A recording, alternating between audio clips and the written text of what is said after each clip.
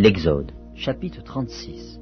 Betsaléel, Oholiab et tous les hommes habiles en qui l'Éternel avait mis de la sagesse et de l'intelligence pour savoir et pour faire, exécutèrent les ouvrages destinés au service du sanctuaire, selon tout ce que l'Éternel avait ordonné. Moïse appela Betsaléel, Oholiab et tous les hommes habiles dans l'esprit desquels l'Éternel avait mis de l'intelligence, tous ceux dont le cœur était disposé à s'appliquer à l'œuvre pour l'exécuter. Ils prirent devant Moïse toutes les offrandes qu'avaient apportées les enfants d'Israël pour faire les ouvrages destinés au service du sanctuaire. Chaque matin, on apportait encore à Moïse des offrandes volontaires. Alors tous les hommes habiles, occupés à tous les travaux du sanctuaire, quittèrent chacun l'ouvrage qu'ils faisaient et vinrent dire à Moïse: Le peuple apporte beaucoup plus qu'il ne faut pour exécuter les ouvrages que l'Éternel a ordonné de faire. Moïse fit publier dans le camp que personne, homme ou femme, ne s'occupa plus d'offrandes pour le sanctuaire. On empêcha ainsi le peuple d'en apporter. Les objets préparés suffisaient et au-delà pour tous les ouvrages à faire. Tous les hommes habiles qui travaillèrent à l'œuvre firent le tabernacle avec 10 tapis de fin lin retors et de fil bleu, pourpre et cramoisi. On y représenta des chérubins artistement travaillés.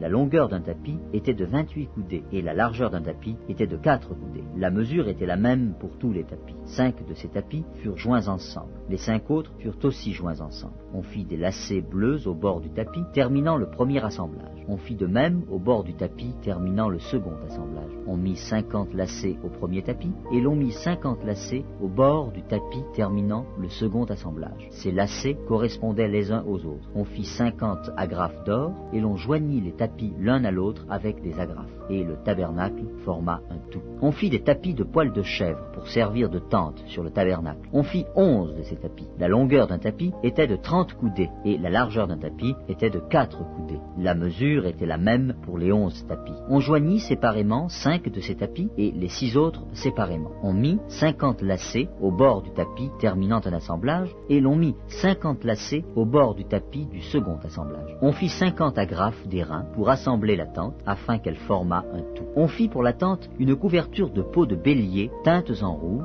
et une couverture de peau de dauphin qui devait être mise par-dessus. On fit les planches pour le tabernacle. Elles étaient de bois d'acacia placées debout. La longueur d'une planche était de 10 coudées et la largeur d'une planche était d'1 coudée et demie. Il y avait pour chaque planche 2 tenons, joints l'un à l'autre. L'on fit de même pour toutes les planches du tabernacle. On fit 20 planches pour le tabernacle du côté du midi. On mit 40 bases d'argent sous les 20 planches, 2 bases sous chaque planche pour ces 2 tenons. On fit 20 planches pour le second côté du tabernacle, le côté du nord, et leurs 40 bases d'argent, 2 bases sous chaque planche. On fit 6 planches pour le bord du tabernacle du côté de l'occident. On fit 2 planches pour les angles du tabernacle dans le fond. Elles étaient doubles depuis le bas et bien liées à leur sommet par un anneau. On fit de même pour toutes les deux aux 2 angles. Il y avait ainsi 8 planches avec leurs bases d'argent, soit 16 bases, 2 bases sous chaque planche. On fit 5 barres de bois d'acacia pour les planches de l'un des côtés du tabernacle, 5 barres pour les planches du second côté du tabernacle, et 5 barres pour les planches du côté du tabernacle, formant le fond vers l'occident. On fit la barre du milieu pour traverser les planches d'une extrémité à l'autre. On couvrit d'or les planches, et l'on fit d'or leurs anneaux pour recevoir les barres, et l'on couvrit d'or les barres.